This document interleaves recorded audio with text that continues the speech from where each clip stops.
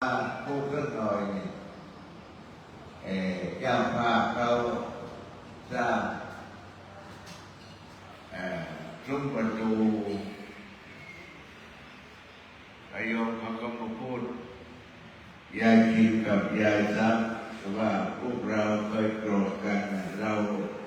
ทำบุญวันนี้เราก็แก่เฒ่าแล้วเราเลิกอยู่กันเถอะเขาหน้าอาตมาอาตมามีใจเขามาไปกันเพราะไม่เคยได้ยินคำนี้อยู่ว่าเราแก่เฒ่าแล้วโกรธกันยายซับกับยายนี่เขาเป็นเจ้าแก่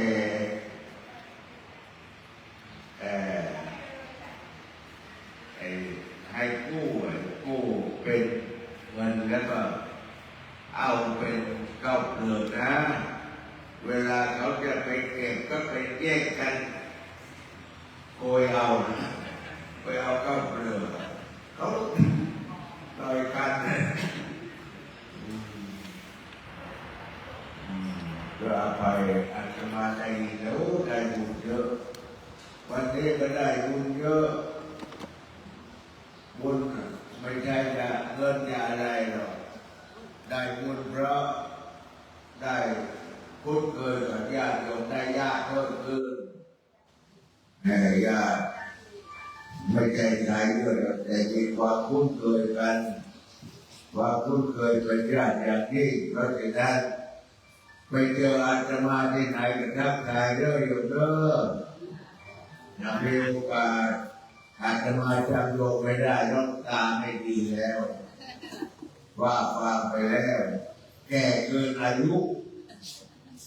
เรียกแก่เสื่อมหูเสื่อมไปข้างหนึ่งแล้วธรรมดาอาตมาเป็นแบบธรรมดาเพราะฉะนั้นขอให้ญาติโยมทั้งหลายมีอายุยิ่งยืนนานปรารถนาสิ่งใดไม่เหลือวิสัยแล้วให้ได้ด้วยความมุ่งมั่นปรารถนาทุกประการทุกการเดินสาธุ